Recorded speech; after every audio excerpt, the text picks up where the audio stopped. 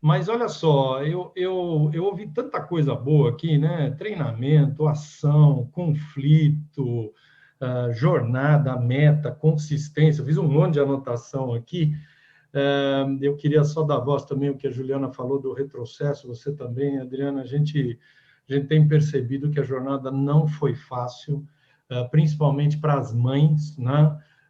Com os filhos sem aula, estando em casa, a gente teve que tomar uma série de ações, colocou psicólogos, colocou uma série de coisas à disposição.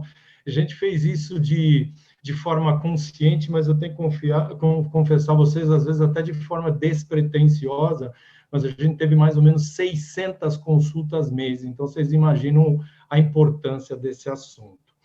Mas olha só, a gente lida com esse assunto há bastante tempo, há mais de 10 anos, com o nosso NOW, né, o KPMG Network of Women, e a gente consegue perceber uma evolução e a gente evoluiu o suficiente para, como o Dimitrios falou, para ter humildade de reconhecer que ainda falta um monte para a gente superar, né? A Tânia falou aí de intencionalidade, eu adorei que é esse negócio de superar o viés inconsciente. E eu acho que tem duas coisas que a gente não falou no início que eu poderia talvez complementar aqui. Eu acho que a primeira é estrutura e organograma. O que eu quero dizer com isso, né? É realmente mostrar para a organização que o assunto está no nível mais alto da organização e os maiores líderes da organização lidam com esse assunto no dia a dia. Então, quando você mostra essa mensagem para a organização, eu acho que você dá confiança também das pessoas falarem, das pessoas se manifestarem. E a segunda, que a gente tocou certamente, é medição.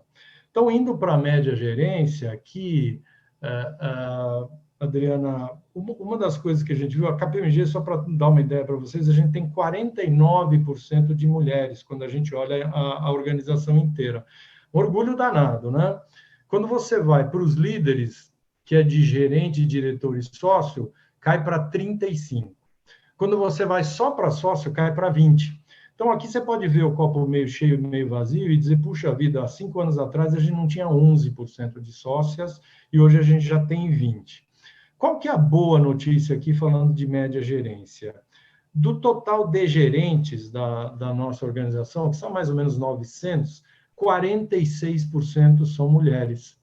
Então, o que nos dá talvez um otimismo e um desafio enorme para reter todas essas pessoas, de que a gente vai ter um futuro melhor, ter uma visão otimista de futuro, porque como você tem metade dos nossos gerentes mulheres, significa que você tem a chance de colocar muito mais diretoras e sócias no futuro. E a gente nunca teve, vamos dizer, um bench desse tamanho. Então, a gente fica muito feliz. E talvez contar um pouquinho por que a gente conseguiu, e eu acho que são várias coisas, mas uma das coisas que a gente tem feito é uma roda de conversas corajosas que a gente fala, né? E o que é isso?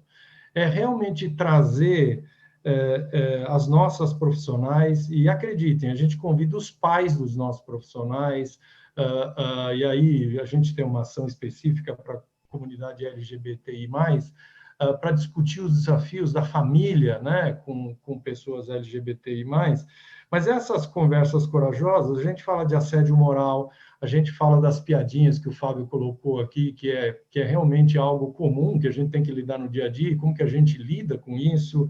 A gente falou de saúde mental, a gente fala da dupla jornada da mulher, e aí, para mim, a dupla jornada ela tem dois lados, né? Primeiro, o lado de trabalhar, da carreira e talvez do fardo de cuidar da casa, né?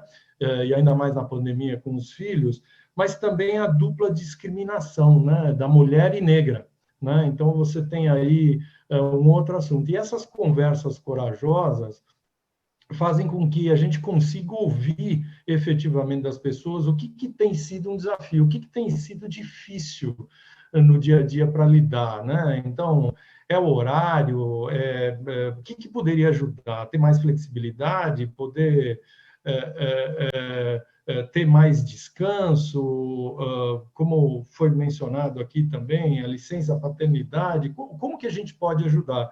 E essas conversas corajosas retroalimentaram a gente em muitos aspectos para a gente agir e trabalhar, talvez, especificamente em alguns pontos, né? A gente pretende continuar, eu tenho que confessar que a pandemia e o distanciamento fez com que as nossas conversas estejam acontecendo muito mais online, como a gente está fazendo aqui, e elas não são necessariamente piores do que pessoalmente, mas pessoalmente você consegue ver o body language, você consegue ver uma série de coisas e transmitir uma emoção diferente quando você está com as pessoas, né? Então, eu acho que talvez o que mais nos ajudou foi medir, olhar, agir e ter essas conversas corajosas.